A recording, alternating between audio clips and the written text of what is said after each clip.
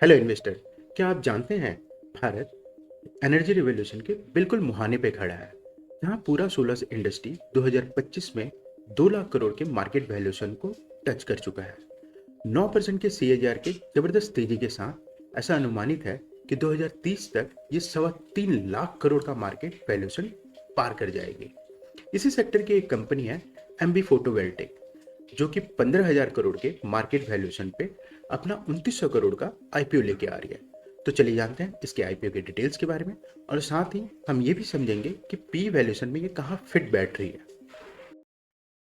The Finreason Invest Small. तो चलिए investor शुरू करते हैं शुरुआत से। सबसे पहले हम आईपीओ के डिटेल्स को जानते हैं। तो आईपीओ नवंबर 11 को आ रहा है और नवंबर 13 को ये क्लोज हो रहा है। लिस्टिंग इसकी 17 नवंबर को होने वाली है। इशू प्राइस बैंड 206 से 217 पर शेयर का हो रहा है और लॉट साइज 69 शेयर्स का है। टोटल इशू साइज 2900 करोड़ का है और लिस्टिंग इसकी एनएससी और बीएससी दोनों ही एक्सचेंज में हो रही है। कंपनी ऑफर पर सेल भी ला रही है 756 करोड़ के अराउंड में, और मिनिमम इन्वेस्टमेंट एक लॉट का रिटेल क्लाइंट को 14,973 रुपया पड़ने वाला है। वहीं मिनिमम इन्वेस्टमेंट एचएनआई क्लाइंट को 10,03,191, जिसमें 67 लॉट्स आएंगे, ये पड़ने वाला है। अब कंपनी आईपीओ लाने का ऑब्जेक्टिव देखते हैं। तो कंपनी रीपेमेंट ऑफ बोरोइंग करी है, जिसमें 1621 करोड़ रुपया, मतलब इंटायर जो अपना है आईपीओ का जो ऑब्जेक्टिव है, ये रीपेमेंट ऑफ बोरोइंग है। इस बात पे याद रखिएगा आप, आगे चल के ये बहुत बड़ा रोल प्ले करेगा। तो कंपनी अपने मटेरियल और सब्सिडरी इनकी है कंपनी, उसमें ये सारा का सारा इन्वेस्टमेंट कर रही है।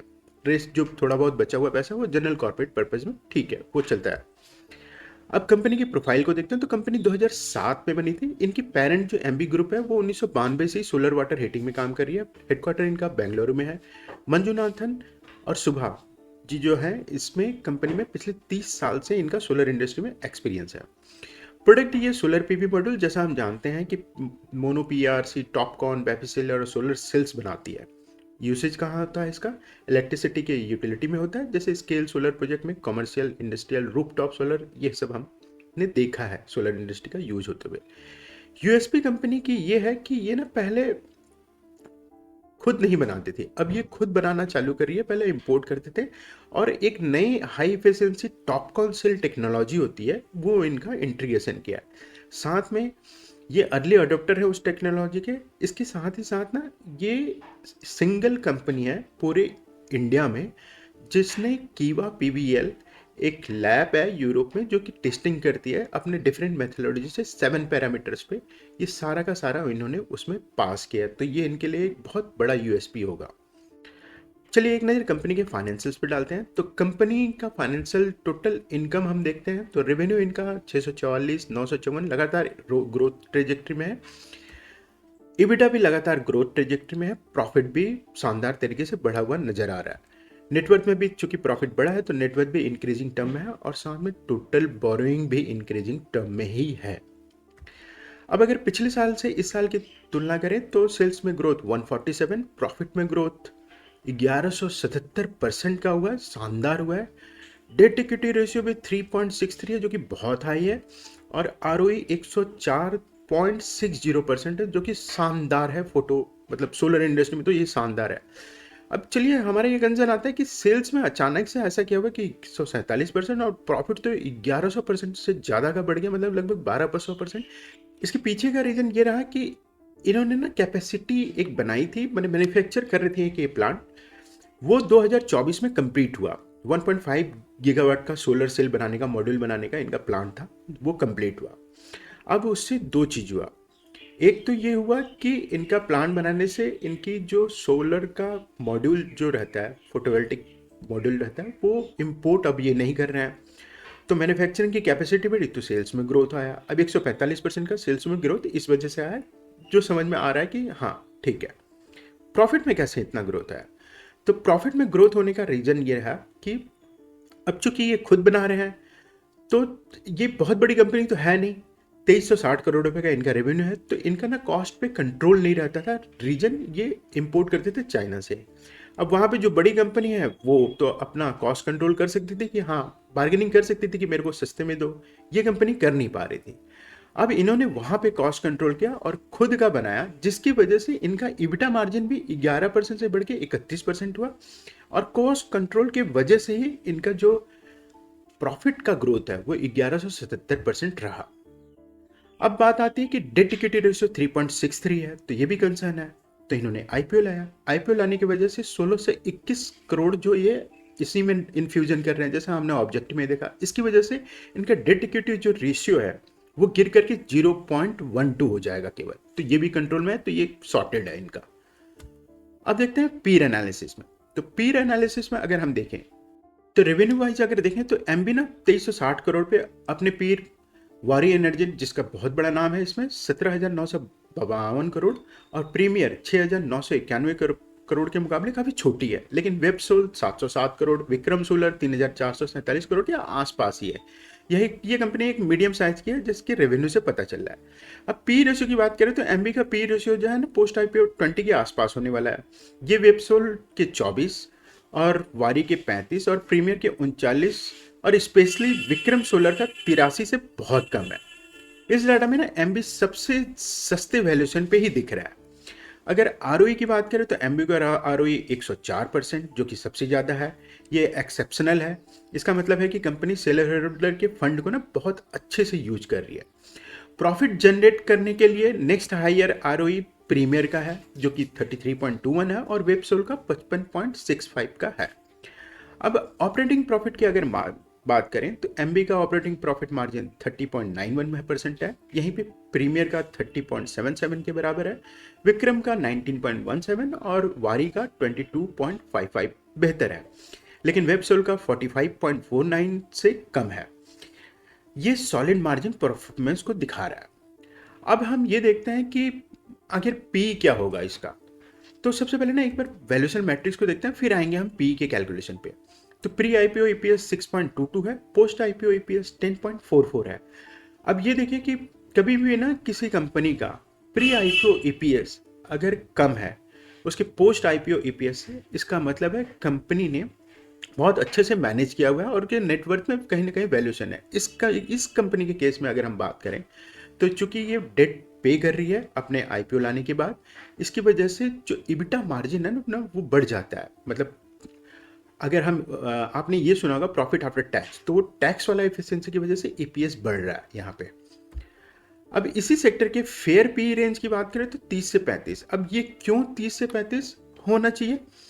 तो ये प्रॉफिटेबिलिटी में हमने बात किया था कि बेस्ट इन क्लास प्रॉफिटेबिलिटी है, आरओई 104.6% है, ऑपरेटिंग मार्जिन में हमने देखा 30.91% है।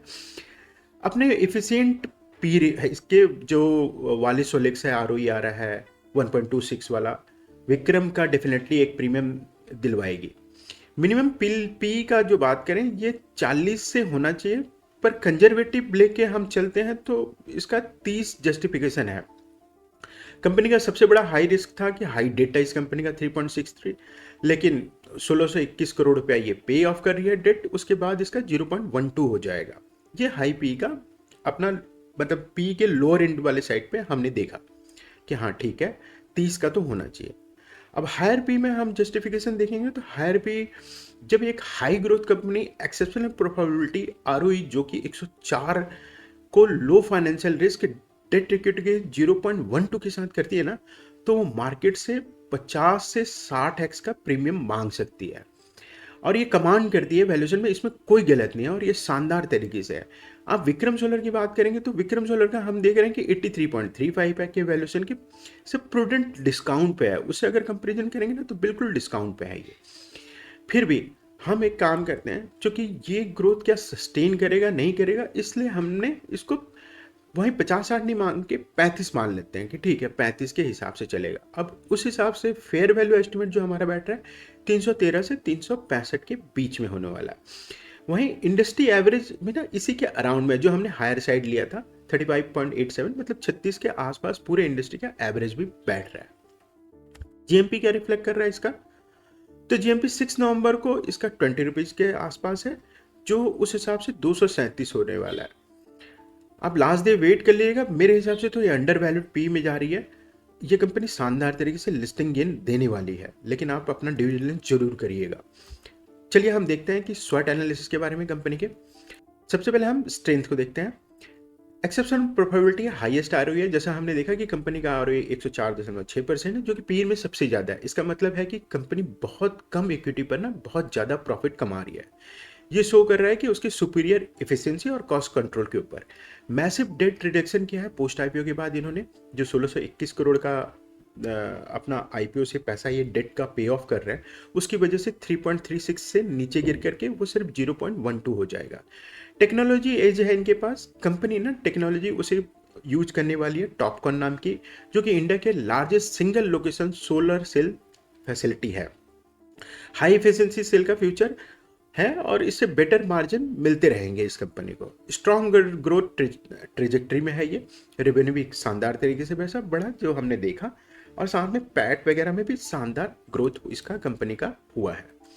अब अगर कंपनी के वीकनेस की बात करें तो कंपनी का ना low cost IPO promoter holding ये सबसे बड़ा कंसर्न है, क्योंकि इस आईपीओ के बाद ना प्रमोटर की शेयर होल्डिंग 69.23% तक हो जाएगी। ये फिगर अच्छा है, पर कुछ बड़े आईपीओ में ना प्रमोटर कंट्रोल ज़्यादा मेंटेन करते हैं तो वो बेटर रहता है। रिलायंस पूरा इनका डिपेंडेंसी जो है गवर्नमेंट पॉलिसीज़ पे, सोलर सेक्टर में बहुत ज़्यादा गवर्नमेंट पॉलिसी जैसे एएलएमएम पीएलआई स्कीम पर डिपेंडेंट है। ये पॉलिसी में ना बदलाव आने से कंपनी के ग्रोथ प्लान पर सीधा असर पड़ सकता है। कैश फ्लो का वॉलेटिलिटी है। High growth capex intensive business में वर्किंग कैपिटल डिमांड हमेशा हाई रहती है, जिसके चलते ना कैश फ्लो ऑपरेशन वॉलेटाइल हो सकता है इसका।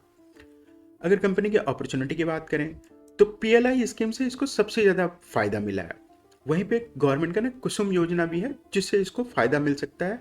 एमबी ना के पास फायदा उठाकर एक्सपोर्ट और डोमेस्टिक मार्केट शेयर को बढ़ा सकती है। मैसिव इन्होंने अभी हाल में ही कैपेसिटी का एक्सपेंशन किया है। कंपनी 28 तक ये मॉडल कैपेसिटी को अपना ना बढ़ा करके 7.80 गीगावाट तक ले जाने वाली है। सीधा सा बात है, कॉस्ट कंट्रोल होगा और मैसिव कैपेसिटी एक्सपेंशन से ये कई फोल्ड तक जंप कर पाएगा अपने रेवेन्यू और प्रॉफिट दोनों में ही। रिन्यूएबल एनर्जी की पुश इंडिया में बहुत तेजी से हो रहा है। इंडिया का टारगेट मार्केट जो है 2030 तक हमने बात की 3.25 लाख करोड़ तक होने वाला है, कि जो कि दिखा रहा है कि हमारा नॉन फॉसिल फ्यूल पे डिपेंडेंसी धीरे धीरे करके बढ़ रहा है। ये पूरे सोलर सेक्टर के लिए एक बिल्ट इन डिमांड है।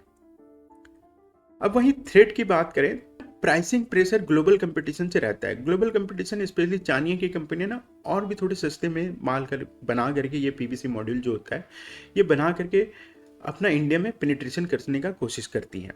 रॉ मटेरियल का प्राइस वैल्यूएशन जो इनके लिए पहले बहुत बड़ा प्रॉब्लमेटिक था, वो अब इनके लिए फायदेमंद हो रहा है। टेक्नोलॉजी ऑब्सोलेंस, मतलब जैसे जैसे ये कंपनी में आगे ग्रोथ बढ़ती जा रही है वहीं पे टेक्नोलॉजी का एडवांसमेंट होते जा रहा है। तो जो इनके पास आज टॉपकॉन में ये सबसे बेस्ट है, वो आगे चल के इनके लिए खतरे का काम कर सकता है अगर इन्होंने अपने R&D पे ध्यान नहीं दिया तो। ठीक है फ्रेंड्स, अगर आपको ये वीडियो पसंद आया तो प्लीज़ सब्सक्राइब करें, लाइक करें और कमेंट करें। Thank you very much.